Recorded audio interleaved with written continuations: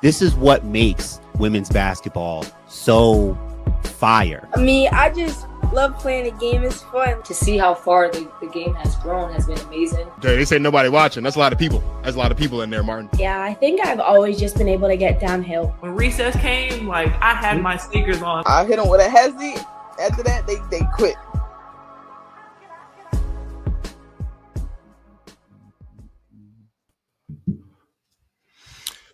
What's up, everybody? Good morning and happy Friday. Welcome back to the Protect Our Queens podcast presented by Basketball Society. With me, as always, my brother in crime, my brother in Christ, my partner in women's basketball crime, Martin Sori is my guy. How we feeling? That's right, brother in Christ, not brother in crime. We're done with our criminal days. But we're here though. Yep, we're here though. Yep. Excuse me. It's a Friday morning. We are live. This is the Protect Our Queens podcast. You might as well subscribe to Basketball Society if you want to talk women's basketball. Apparently, plenty of people do based on the YouTube comments. So if you're here, good to have you here. Might as well stick around, subscribe to the channel, and tap in with us when we go live. We're here in the mornings now, a couple times a week, and you might as well subscribe so you know when we're going to be live. But yeah, we got some fun stuff coming up here. We just spent a whole season talking college. We reacted to some of the big transfer portal news earlier this week. So check out our previous segments talking about Taniyah Latson to South Carolina, Olivia Miles to TCU. Just wrapped up a really exciting college season, but now we're going into WNBA time. The draft is this Monday. So time to get back to some good old fashioned W stuff. Yeah, man, it's exciting, bro. It's exciting. It's that time of year. And we are talking WNBA draft today. There's a lot of things we're going to talk about. We're going to talk a little bit about what Seattle should do at number 1. We're going to talk about what the Mystics are going to do with their picks. We're going to talk a little about the guards. Number two. Seattle at number 2. We're going to talk about what the Mystics are doing with their 3 top 10 picks. We're going to talk a little about the guards. And then, of course, we have to talk about who the draft sleepers are. So there's a lot to talk about. We're going to start, as I mentioned, with the Seattle Storm at number 2. Before we do that, here's a clip of Martin talking about Dominique Malunga from a couple weeks ago. I do think that this Dominique Malunga girl is, I mean, she's like a prospect. A project feels like, but she's 6'6". I've seen videos of her doing spin move, drop step dunks. That's good enough for me. I'd pick her. I'd pick her. I think she's going to go top 5 to somebody, but you have 3 picks in the top 6. So you go ahead and pick her. You can go her, you can go Anissa Morrow, you can go, I don't know, like maybe bruh, it almost doesn't matter. You're right. 3 picks in the top 6. So go, I mean, all I'm thinking is like go big forward guard, like try to, spread it out that way. So sure. I don't have a definitive answer at number 3.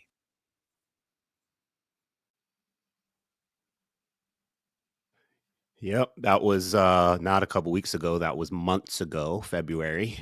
But it's all right, Dwayne Marcus. We got to get you off that music before the show. We got to get you either on meditation music. I wasn't listening to any music today. Oh no, it was just social media. I was hearing all kinds of noises and stuff. I was scrolling through social media. Yeah, it's the noise of it. It's the noise of it all. We gotta eliminate the noise. You're talking about Seattle's got the number 1 pick. Couple weeks ago, which was a couple months ago. A couple weeks ago. We're only like 11 days into. I mean, we're talking. If you said several weeks, that would have. Sure, but you're right. A couple months versus. I'm the math guy. I should know the difference between couple and several. You're absolutely right there. Yeah, you got me. If you're claiming that, then you absolutely should. You got me. No, you absolutely got me there. Yeah, we're just gonna change up your pre-show situation. I'll talk to you about that later. But yeah, that was talking about Dominique Malunga in the context of the number 3 pick. If you're able to read and pay attention, you saw at the bottom of the screen, we were talking about the number 3 pick. Yes. For the Mystics right now, and why we played that clip is because most people seem to think that Dominique Malunga is now going number 2 to Seattle. I tried to tell you guys, drop step dunk, 6'6". I think she's she's either 17 or 18. She's 19. 19. Okay. She's played on the French national team. Super interesting project. I think if you've seen any video clips, you should be fascinated at just how she moves at her size. And Yeah, I don't know too much about her yet, except for just clips I've seen, and just on the clips, I'm intrigued. And like I said, she's clearly projected a top 5 pick, but I can see why. And yeah, I don't know what you're seeing, but I'm seeing a lot more people now. The draft has shifted so much with Olivia not being available. Yep. Even like AZ Fudd, like certain people who could have come out didn't. And so I'm sure like teams are figuring out what their backup strategy is, plan B, plan C, and all that. So projections have moved around. And I think Dominique Malunga is one that has kind of moved up as a result of that. She's now a projected top 3 pick, it looks like. Yeah, I mean, aside from that, I think Dominique to Seattle would make a lot of sense for a number of different reasons. Number one, you mentioned she plays on the French national team. Gabby Williams also plays on the French national team, so some familiarity there already. Number two, and what I think is most important is Nneka Ogwumike did return. She did sign a 1-year deal, I believe it was this offseason, to return. And while we don't know what's going to happen with her beyond that, what we do know is I think the Seattle Storm would love to have an opportunity to pair Dominique with Nneka. Right, we saw the fruits of that labor a little bit with Ezi Magbagor last season and how great she played last season. I'm a big fan of Ezi. I think you look at the Seattle Storm and they say, hey, we know that Nneka doesn't have as many years ahead of her as she does behind her. It's not guaranteed that she's going to want to come back after after 2026, whether it's to go elsewhere or to just flat out retire. Right, but what we can do is we can pair this. I know I've seen a couple people call her a project. Right, we can compare this young project player that has clearly a high upside with a player in Nneka Ogwumike, who's a former champion, a former league MVP as well. And then our front court of the future can be Ezi Magbagor and Dominique Malunga. And I think that's a very tough thing to pass on, considering the fact that she is doing spin, drop step dunks out here at the fresh age of 19 years old. I've seen some clips of her here and there. I haven't, dove too deep into her, but I have seen some clips here and there. And I told you, the more I've watched Dominique Malunga clips, the more I almost wish the Seattle Storm wouldn't take her so that she can go to the Mystics at 3. But, I think the Storm are going to keep it really simple, and they're going to take Dominique at number 2. Yeah, I mean, I don't know if that's the simple pick. I think Kiki Iriafen would be more of like the simple pick in terms of like best known player that we know the most about right away. I think Dominique, just her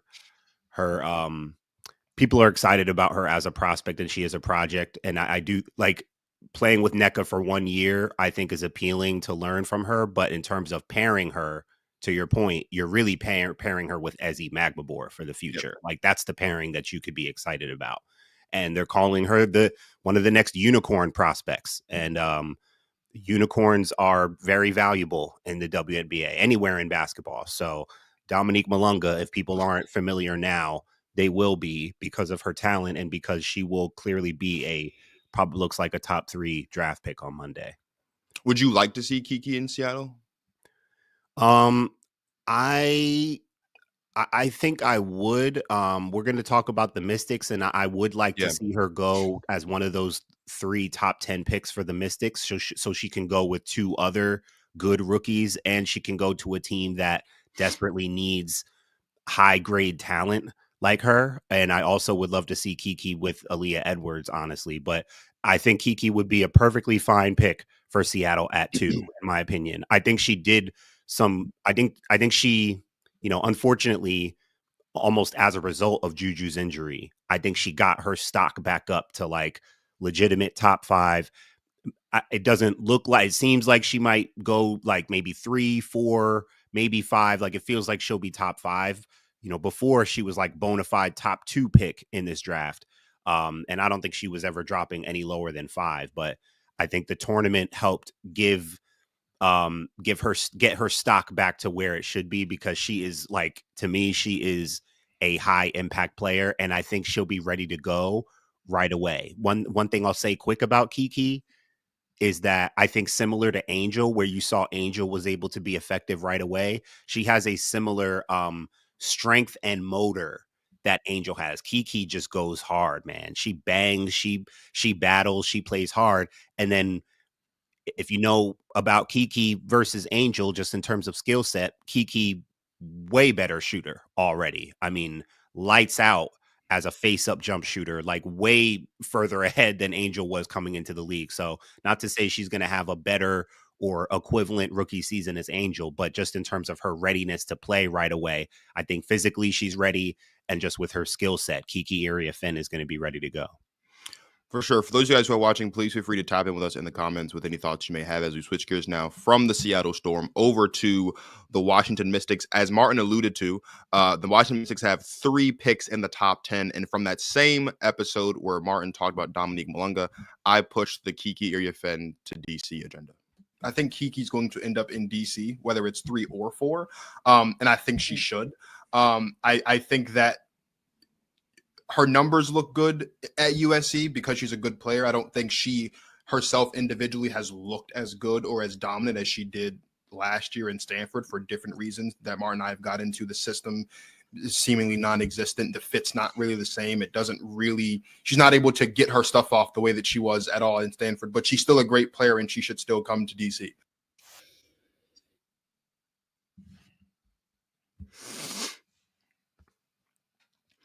Yeah, so as Martin mentioned, we are talking about a player in Kiki Iriafen who, at one point in time, it feels like 15,000 iterations of this draft order ago before all the trades happened, right? When the lottery first happened, it seemed like she was going right around that 2 to 3 range, right? And at the time, the Sparks and the Sky had the 2-3 pick. Now, obviously, we're talking Seattle and the Mystics. I would like to see Kiki Iriafen in DC, I think, for a couple reasons. The big reason, I think, is the Washington Mystics have to flush out this roster in a way that lends itself to be a little bit more versatile, right? Martin, you mentioned Aaliyah Edwards. Obviously, we all know, and if you don't know, I'm a massive fan of Shakira Austin. I think this is going to be a great year for her. And she also, in her own way, is a very versatile player on both sides of the ball. And Kiki Iriafen is that as well. As far as lineups are concerned, I know that, Martin and I have talked about this before on the show. I think it might have been on that episode with Mike Hughes, the shy kid, where we talked about what a potential lineup could look like for the Washington Mystics. They still have Brittany Sykes and they still have Stephanie Dawson. So I'm not 100% sure if Kiki Iriafen would be a starter on this team necessarily, but she would be ready to play and she would be an impact player on this team. And I think it would add a little bit more as far as being able to space the floor, having Kiki on this roster with Aaliyah Edwards, who I expect is going to have a big year too with whoever else they pick at 4 and 6. I think Kiki to Washington is almost as big of a no-brainer as Sonia Citron is to the Mystics. I think the big question for the Mystics is what they're going to do at number 6, because I've seen a bunch of different things. I've seen people expect Cheyenne Sellers to get picked there. I've seen a couple mocks that have Georgia Amore going there. I've seen 1 or 2 mocks even that have Haley Van Lith going there, and I'm a big fan of Haley. I think that might be a little bit too high for her to go number 6 overall. I've seen some instances where even Anissa Morrow ends up there at 6. I think 6 for the Mystics is the one that kind of has the most questions, because it seems like no matter what, 3 and 4 is going to be Sonia Citron and Kiki Iriafen for sure. Yeah, it does look that way. Like, even Sonia Citron seems like her stock really shot up. A lot of people have her going 3 to Washington. And I love that combination of Sonia and Kiki for Washington. If it is Sonia and Kiki, when I think about another potential pickup for them at 6 and who could be available and fit well with them, I think about Georgia Amore. I think about the combination of Georgia Amore and Sonia Citron, and honestly loop in Kiki Iriafen with this as just players who can shoot the ball. We talked about this with the UConn South Carolina national championship. The difference between UConn's big 3 and South Carolina's any combination of South Carolina 3. UConn's big 3 had a combination of high IQ, skill set, all that, but all 3 of them can shoot the ball at a high level. And when you've got 3 players that could shoot it at a high level from different spots in different ways and at all 3 levels, it just your capability just changes just like that. So the combination of Georgia Amore and Sonia Citron, I love that combination. Point guard, shooting guard, and if you get Kiki in there too, you've got a forward. So I think you're right. I think that number 6 pick is going to be interesting. I've seen the other foreign prospects come up as possibilities. I think there's another one from France who plays with Dominique. There's another foreign prospect whose name I can't pronounce off the top of my head, but there's a couple of them projected to maybe go first round.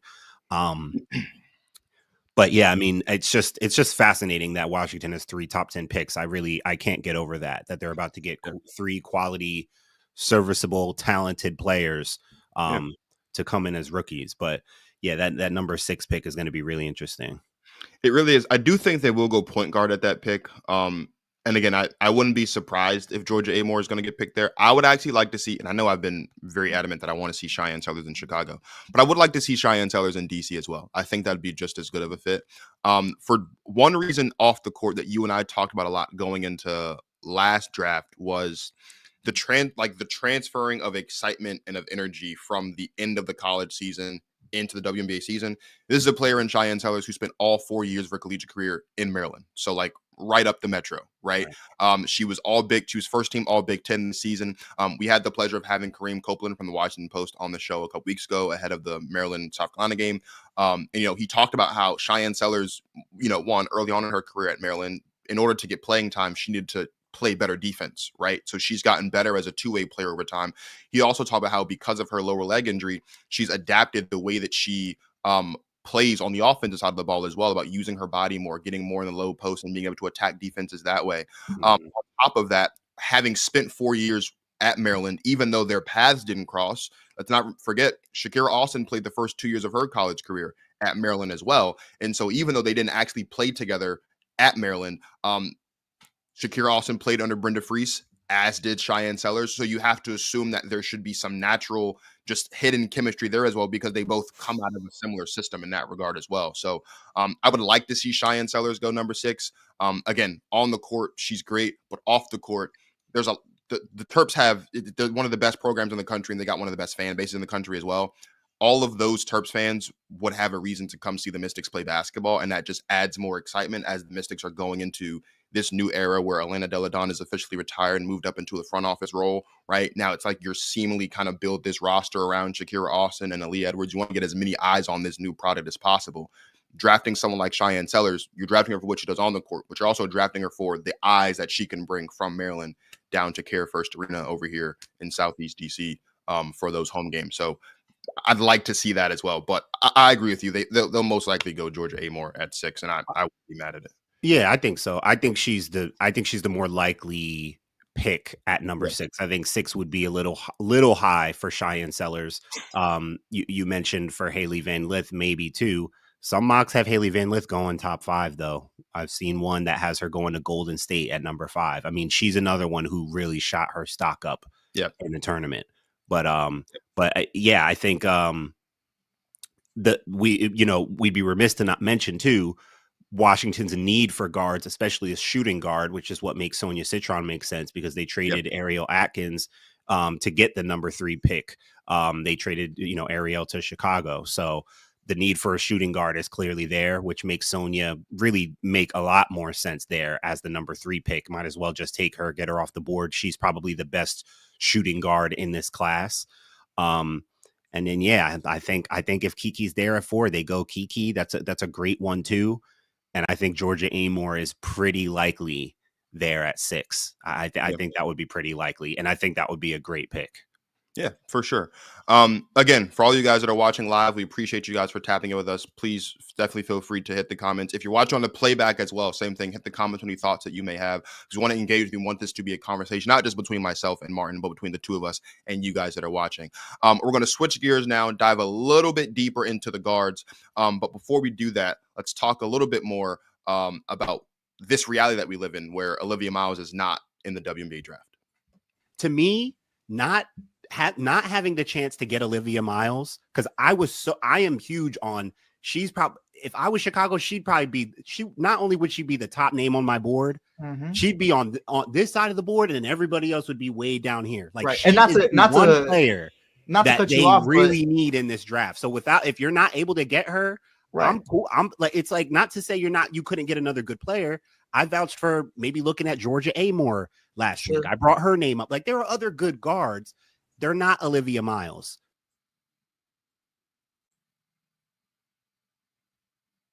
No, they're not. They are not Olivia Miles. Good guards. They're not Olivia Miles, though. So the question becomes now at this point. We talked a little bit about Cheyenne Sellers, talked a little bit about George Amore.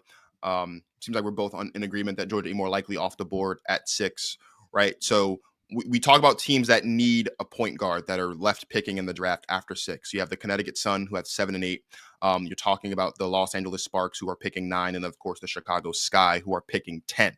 So Martin, we'll start with the Sun, and then we'll just go right down in order. At 7 or 8, which available point guard at this point do you think would best fit what the Sun need going into 2020 into the season?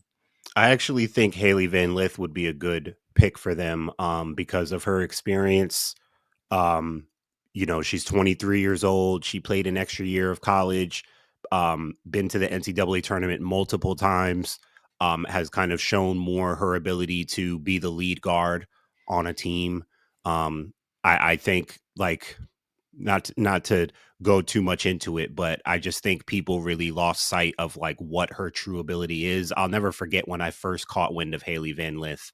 I think she was either like a freshman in high school or like right before high school, but she was playing at this boys showcase. Like it was like, I don't know if it was Pangos, but it was one of the boys All-American camps or showcases. And she was there for some reason, just like hanging out and like playing pickup, like picking up bump. And she was in a one-on-one series. And I just saw this lefty little white girl playing running the gamut with boys, like send the next one. And she's going, left hand, like bodying, going at their hip, hitting them in the chest, like playing super physical. And from that point, I said, yo, that girl, Haley Van Lith, she's tough. Like I've been sold on her since I saw that. And then I became even more sold on her watching her at Louisville, excuse me. And I think her game is super tough. She can shoot it. She is just like physically tough. She's a small guard, but like she's tough. She knows how to use her body. Good footwork, tough shot maker. I don't think she's going to be like the best player on a WNBA team leading that team, but I think she's a good fit for a team like Connecticut that just needs good players. And I think from a guard standpoint, that would make sense for them. Yeah, I think it would make sense just because, like you mentioned, I think they're just going to be trying to look for whoever the best 2 players available are at 7 and 8, because their roster is it's a lackluster roster, to say the least. I was trying to think of a politically correct way to say it, but I was looking at the roster just the other day. I wasn't moved by the roster at all. So they'll likely be looking to probably bring someone in like that. And I wouldn't get mad at it at a Haley Van Lith pick there, but I feel like with Connecticut it's tough. I think the guard Asia, I think her name is Asia Sivka, is the Slovenian guard. Okay. I don't know if Haley would fit really with what Connecticut's trying to do. I feel like Connecticut would more so draft Haley Van Lith like if they had a point guard in place that she could kind of come off the bench for and sit behind and learn from a little bit. Okay. They don't really have that. And so I think they might actually lean into the international side of things and go with Asia Sivka. And I really hope I'm saying her name correctly. I don't know much about her. I've seen I've seen clips here and there, but as an international prospect, similar to Dominique Malonga, she's been playing professional basketball at a younger age, right? So she's used to the physicality of professional basketball, and she's been doing it for a while, the speed and things of that nature. I think the Connecticut Sun might look at her, and this is no disrespect to Haley Van Lith, because like you said, she has experience in her own right, having played 5 years of collegiate basketball, and she's a really good player. But I just think they'll probably lean more so that way because she, I think, is more pro-ready than Haley Van Lith. I would feel better about Haley Van Lith in Connecticut if they still had a lead guard in Connecticut who was for sure the starter that Haley could sit behind and learn from and like come off the bench a little bit before she became a starter, later on in her career. That's really my only thing with Haley Van Lith going to Connecticut. So, but if they did take her, I mean, she would do good things for them because, as you mentioned, she's a good basketball player, right? Yeah, so, and I think that's fair too. And not to say Marina Mabry is that kind of guard, but I do think I would like and entertain the idea of Haley Van Lith and Marina Mabry. I think they could coexist. Again, not to say Marina's the kind of guard that you're talking about, and I think that's a totally fair point. But just in terms of coexisting and combination of guard skill sets, I could see Haley and Marina working pretty well together. Sure. Let's move on now to the next team, number 9. The LA Sparks obviously made the massive blockbuster trade earlier in the offseason to go trade for Kelsey Plum. Obviously, that's what sent the number 2 pick out the door. I believe they got this number 9 pick in exchange in a part of all of that. And so now we talk about the LA Sparks. Which guard do you think now best fits what they're trying to do going into this season? It looks like maybe Cheyenne Sellers and Tahina Pow and guards like that are going to be available around this pick. I think Pow would be a pretty good pick. I think kind of how we were saying with Connecticut, like, you want to have a lead guard in there so your rookie guard isn't like given too much responsibility right away. The Sparks obviously signed Kelsey Plum. I think having, a young rookie guard like a Pow, who honestly may not even play that much right away going to a team like LA. But what she can do is she can space the floor. She can shoot the ball. And her position is going to be more of point guard in the W at the next level. She's going to have to play some point, which I think she can do. But you want her to be off the ball as well to play to her best strength, which is shooting the 3 ball. But I think she could fit well as like another contributor in LA, a rookie. She can learn from the guards and the system in LA, and you might be able to plug and play her when you need some floor spacing. I think that's great. I think this would be more so a fit for Haley Van Lith to play alongside Kelsey Plum for all the reasons I just mentioned as to why I don't think it'd probably be a good fit in Connecticut. They're both around a similar height. I think they're both around 5'8", 5'9", somewhere around there, right? They both play similarly, right? They're both score first types of players. They both can play off ball. They're both tough. They both have no problem, driving to the, driving to the cup and finishing through contact. And I think, again, if the goal for Haley Van Lith is to kind of not give her so much so early into her career, I think this would be a good fit for her.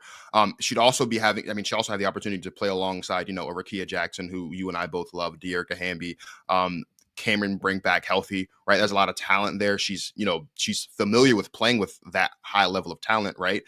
This would be a much better scenario for her playing with that much talent compared to what she was doing when she was in LSU, because that wasn't that great. They just had her standing in the corner after a couple seconds. But she's played. I mean, you think about the LSU team, they had the Michaela Williams and Angel Reese, and they had a Anissa Morrow. This team has comparable levels of just talent all over the place. I think this would be a better situation for Haley Van Lith to be surrounded by that much talent, because they'd obviously have a plan in place for her. And of course, we can't forget the fact that, and we break the news, but we did kind of break the news on the show when it happened. They hired Utah women's basketball's head coach to be their head coach. And when she was at Utah, and her name is forgetting me, I apologize, but when she was at Utah, Lynn Roberts, thank you. When she was at Utah was amongst the top in the country as far as assists are concerned. They're one of the best passing teams in the country. So you bring Haley Van Lith into that situation. We just talked about with Olivia just the other day how one of the reasons why you like Olivia going to TCU is because Mark Campbell knew what he was doing with a lead guard and having a player like that who can run the offense. Obviously, when you go trade for Kelsey Plum, it's because you know what to do when you have a lead guard. Bringing in Haley Van Lith into that to watch her, have the opportunity to sit back, learn a bit from Kelsey Plum, play alongside those talented players, so that when it's her time to fully take over the reins, she can do so and be successful. And I think she'd be great at it. I like Haley Van Lith in LA a little bit more, a whole lot more actually, than I would like Haley Van Lith in Connecticut for sure. Yeah. I think she might be available. I could really see her being taken off the board. Probably by Connecticut, because we probably know those top 6 picks. Again, someone has her going 5 to Golden State. So maybe, you don't know what teams are thinking. Right. But she could easily be available there at 9. I think you make really good points. I'll also add on the collaboration with Kelsey Plum, both lefties. Haley Van Lith was a member of her dog class. Either it would have been, I guess, 2 years ago now, but Yeah. so she's got that connection with Kelsey Plum as well. And you made the other point I was going to bring up, which is when it comes to the LSU thing and her playing with a lot of talent, it wasn't the talent, it was the system. And Lynn Roberts seems to have a system that is more conducive to lead guards playing high pace, shooting the ball. As you mentioned, like just the system that she had at Utah, they were one of the best passing teams in the country, and so I think that system could be a good fit for Haley. And if she's available, and she might be the most talented guard available if she's still on the board at 9. That makes sense for LA, which is LA. It's showtime. You want talent. You want, even just on like, Haley Van Lith did a Sports Illustrated swimsuit whole spread thing. I mean, Haley Van Lith is, and even social media wise, you look at numbers, like she's one of the more popular names and players in this draft. And so that matters when you talk about Los Angeles. And so I think that would be a good draw and make sense for them basketball wise too. They would have, I would say, they would probably have one of, I mean, they already do, but adding Haley Van Lith to Rakia Jackson and Cameron Brink, you'd have a strong argument for them being the best young trio in the league at that point. Obviously, you have to take a look at, like we said, Mystics are bringing in 3 players. We have in Chicago. They're going to bring in a 3rd player at number 10, which I'm going to talk about next. And of course, the Fever. But they would continue to be up there with one of the best young cores, assuming they do have Haley Van Lith at 9. Which brings us to number 10. Right. It's interesting how all this has all kind of evolved. We started from talking about and pushing the Olivia Miles to, well, you really were doing it, the Olivia Miles to Chicago agenda. Now we're at number 10. Which guard at this point do you think would best fit what Chicago's looking to do? You've said that you want Cheyenne Sellers in Chicago, and I think that would be a good pick, man. I think that would be a really good pick for them. I really want to see her be able to bounce back and get back to form from her leg injury, that big old leg brace she's had to play with. I just can't help but notice it when she plays because it seems to hinder her. But we did talk with Kareem, who you mentioned from the Washington Post, who was on the show a couple weeks ago before South Carolina versus Maryland in the tournament. And he's obviously covered Maryland all year, has a really good insight on that team. And he talked about some really good things with Cheyenne from a confidence standpoint. You mentioned how he brought up how she's adapted her skill set to even work with her seeming limitations with her leg injury. She's played more in the post. She's learned to use her body more. And I even mentioned when we talked to Kareem how I was just impressed how she was still able to just be generally effective. Yeah. With that limitation. She was still hitting shots. She was still able to get to the basket, not as explosive, not as much of a burst, but you still saw her being willing to get to the basket and do things. I've been a fan of Cheyenne Sellers since I saw her freshman year at Maryland, and I just saw a fiery, talented guard who could shoot the ball, who was pretty fearless. And Chicago still needs guards. I think they still, they got Ariel Atkins, was a great pickup at shooting guard. I think they still need a young lead guard to help run up and down with them, with Angel and Camilla. And I think Cheyenne would be a great pick at 10 for them. I agree. Unlike Cheyenne and Shakira, Cheyenne and Angel did play together at Maryland before Angel transferred to LSU. Right. So there is that obvious chemistry there. I'm just going to go back to what I said when we had Mike Hughes on the show in that clip that we played from February. The Chicago Sky last season were dead last in three-pointers attempted, 3-pointers made, and 3-point percentage. Cheyenne Sellers, her senior year, shot somewhere around 41% from 3. They obviously brought in a bunch of other guards as well who are better shooting the ball. Cheyenne Sellers is just going to add on to that. Right. And on top of that, when you talk about who their head coach is in Tyler Marsh, it's clear to me that he has a mentality from what he was doing in Vegas all those years, and he's trying to replicate that as best as possible in Chicago. Right. You have 2 bigs who are, Angel Reese and Camila Cardoso. You have an Ariel Atkins. They brought in a Rebecca Allen as well. Drafting Cheyenne Sellers would only continue to heighten that. The goal for the Chicago Sky this season is clear. They want to space the floor. They want to surround Angel and Camilla with as many shooters as possible so they can stretch the defense and so that Angel and Camilla can have as much space as possible to work down low. And I'm telling you this, and you keep making the joke, but I know it's going to happen. The day I see Angel Reese hit a post fade in a WNBA basketball game, it's going to be a joyous occasion for me, brother.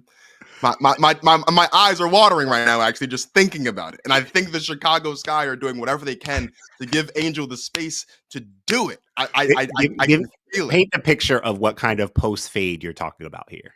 I don't care if it's a Dirk post fade. I don't care if it's Asia's Marmalade, big fade, post fade. I don't care. Just give me a post fade, brother. I don't care what it is. Look, she was working with Lisa Leslie while she was at Unrivaled. The underhand scoop layups are gone. They're gone. I need a post fade. Just one. Just give me one. Like a 1 footer? Like you talking one. like a Michael MJ? Just give me something. Just give me some any version of a post fade. Any version of a post fade from Angel Reese. I'm going to say some very nefarious things on the internet, Martin. I swear to you, it's going to get real nefarious on the internet if I am watching a Chicago Sky basketball game and Angel Reese hits a post fade. And don't let it be a game winner. Don't let it be a game winner. That would be bro. too dramatic. You know what it would be for me, and yours might be more realistic. Mine is more of like a guard thing. But if she were to hit if she hit a 1-2 off the dribble pull up jump shot, I might fall to my knees. I might be like, wait, hold on. Might have to reevaluate this whole situation. A 1-2 pull up from Angel, that would be like, oh my. Oh man. I wouldn't know what to do with that. But no, I think in all seriousness, though, I do think Cheyenne Sellers. I've been pushing the agenda a lot lately, and as much as I'd love to see her in Washington, I actually do think that Chicago would be the better fit for all the reasons that you and I both mentioned.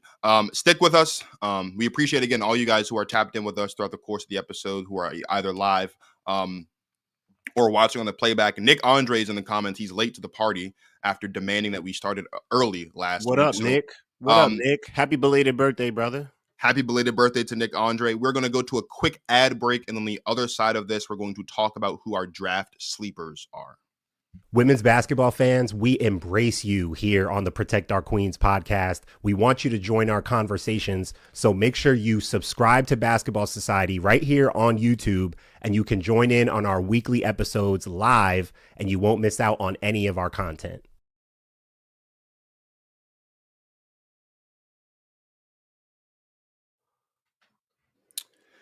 So, as always, when you're talking drafts, you have to talk sleepers. Nick Andre dropped a hot take in the chat, fresh out of coming in late. He thinks Diamond Johnson is a first-round pick. We've had the pleasure of having Diamond Johnson on the show. It was, I believe, before the beginning of last season, and it was great. We loved having her on. She played great in the Women's College All-Star game as well, won MVP of that game. She's got a long list of accolades. Do you agree, Martin? Do you think Diamond Johnson's a first round? You know I agree. I'm going to say this very quickly and very much so that this is what I know to be true. Oh, okay. This isn't an opinion. This is based on having seen Diamond since high school, covered her at Rutgers in person, did a special on her. It's also here on the channel, actually, if you want to check it out on the Protect Our Queens playlist. Diamond Johnson, respect the name. Spent some time with her. I know her game well. I know her mentality well. I know enough about her story. I know this young woman is a first rounder. You can't tell me Diamond Johnson isn't a WNBA pro, and I know she has first round potential. I'll just put it like this, Marcus. You'll probably agree with this. There is nothing that Haley Van Lith, Tahina Pow, Cheyenne Sellers, there's nothing that any of these projected first round guards can do that Diamond Johnson can't do or can't do better. Whether it's shooting, whether it's toughness, playmaking, running your team, leadership, whatever you're looking for, Diamond Johnson can do it just as good, if not better, than any of these other girls. So I expect her to get drafted because I think she will play her way into being drafted. If she's undrafted, I think she will make a team. She will make a roster. I think she did a good job in that senior all-star game of reminding people who she is and what she can do.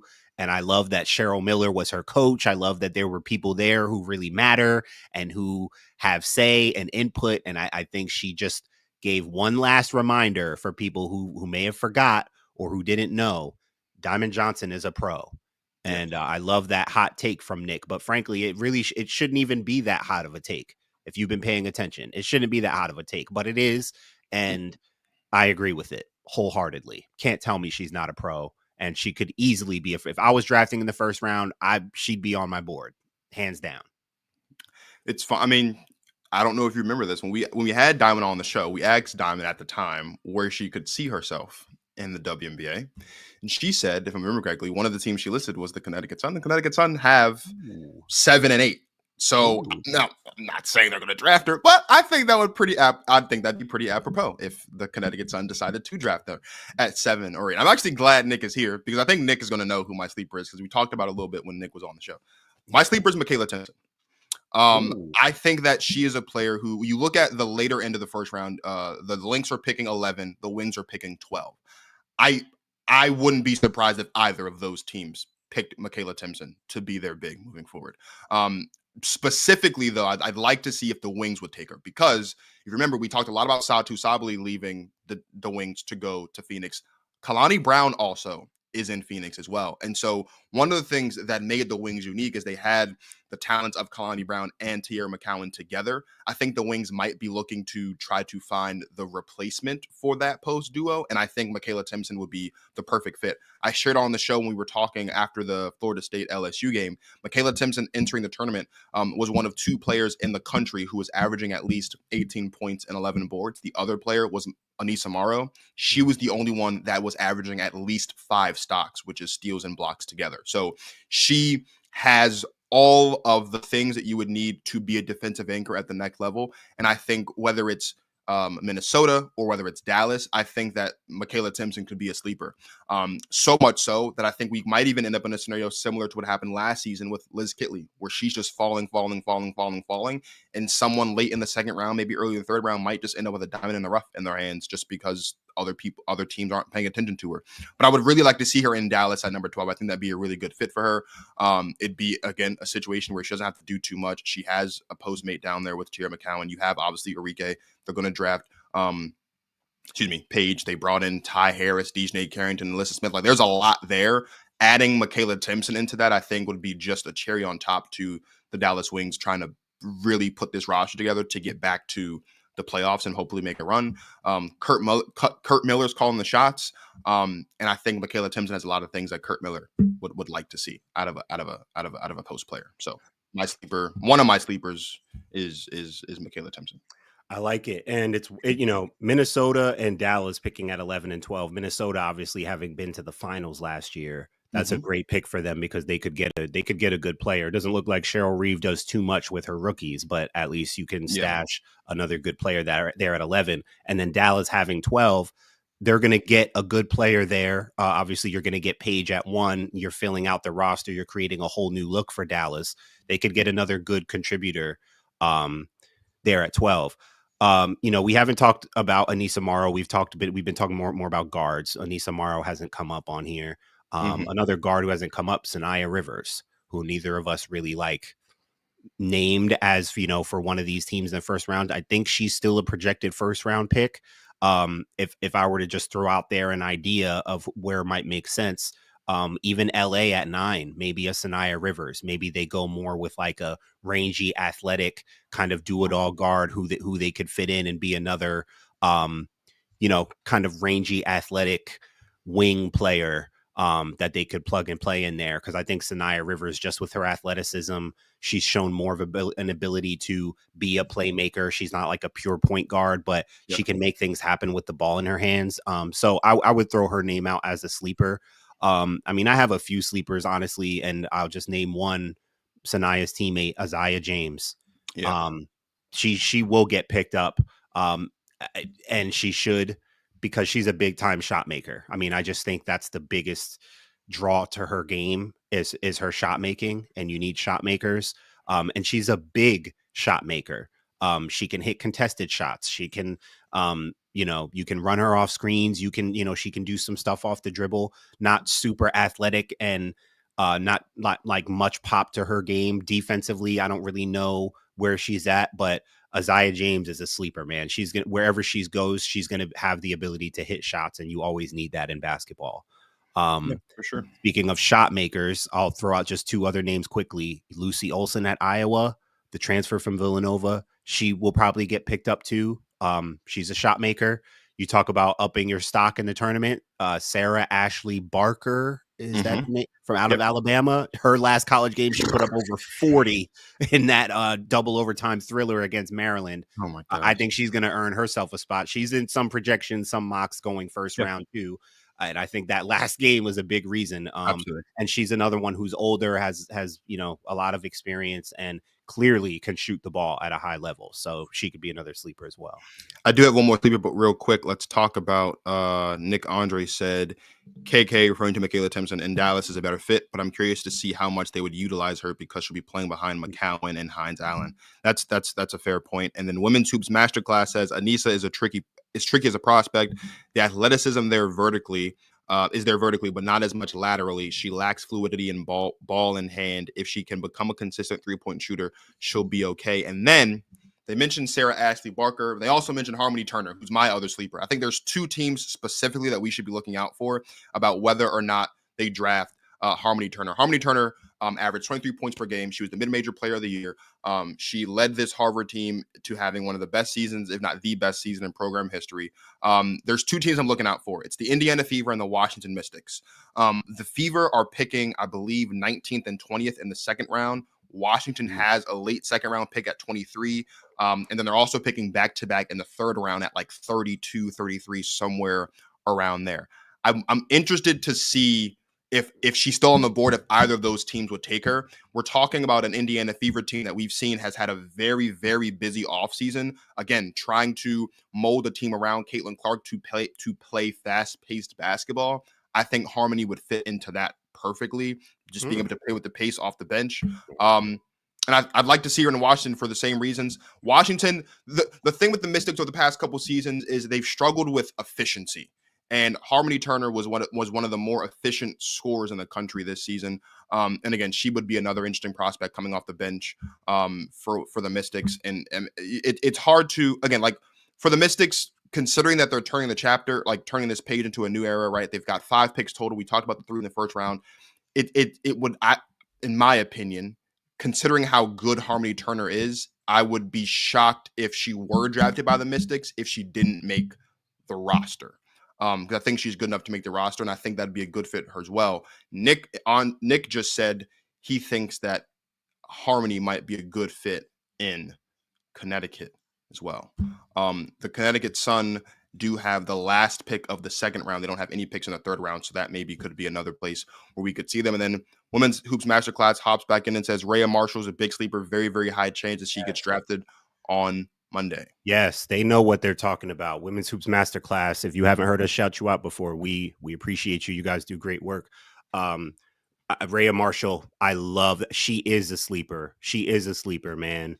I don't think people realize how much of a contributor she can be at her size. She can do things offensively as well, not just a rim protecting big. Like she can finish inside, not like some great post scorer, but I saw her do some things this year that like she can score. She can score inside. I think she's a big sleeper. And I love how they put Anissa Morrow. I told you about this. She is a tricky prospect. That's the best word I could use to describe it. Very tricky with Anissa Morrow. I think she'll be a good pro, but as an undersized big, I talked to you about it. Like she's going to have to define her position. And that comment was spot on. Athleticism is there. Not as much laterally, lacks fluidity with the ball in her hand. And yeah, shooting the ball like that would help her case as a pro. But with her motor, with her being a double machine in college, that's not going to translate right away in the W. I don't think, not at her size. She's got the motor, and I think skill set wise and just with her work ethic, she's going to figure it out. But just a tricky prospect, man. I told you, like I wouldn't. I told you at the time when you brought it up before, like I wouldn't expect her to be a top 3 pick. I'd be surprised if she was a top 3 pick. Wouldn't be surprised if she was top 5, and I'd be shocked if she didn't go top 10. But she's going to be a pro and she's going to be good. But just that Anissa Morrow thing is really tricky to me. Yep. Last thing from Women's Hoops Masterclass, she's likewise, fellas, love the great job you guys do. And we appreciate that. Big love, big We love. definitely appreciate that. Thank you guys for watching and tapping in with us. We appreciate all the support both during the live show and on the playback. As Martin said at the top of the show, make sure that you subscribe to Basketball Society on YouTube so you don't miss any episodes. Future episodes of Protect Our Queens. You can also catch segments from all of our shows on Basketball Society as well. Martin does an excellent job of getting segments uploaded in a timely manner from the shows that we do. Once you're finished there, head over to Instagram and Twitter. Follow us on Instagram at @ProtectOurQueens_ and on Twitter at @POQueens_. Last but certainly not least, next Tuesday, Martin mentioned at the top that we have been doing a lot of morning shows. Next Tuesday will be our first night show in a while. We'll be live at 6 o'clock right here on Basketball Society on Tuesday with the one and only Lauren Dreer. Big Low. She'll be back on the show. We had her on the show a little bit ago. She'll be back. We'll be reacting to Monday's draft and talking a little bit more about some of these transfer portal moves because a lot has happened even since Wednesday when Martin and I reacted to Olivia Miles going to TCU. And Tanai Latson going to South Carolina. So make sure you guys are following up on all the various platforms so you don't miss any future content, and especially so you don't miss that show on Tuesday. But until then, for my guy, Martin Sories of Basketball Society, this is Marcus of the Protect Our Queens podcast signing off. Thank you guys for watching. And as always, you guys enjoy yourselves some women's basketball.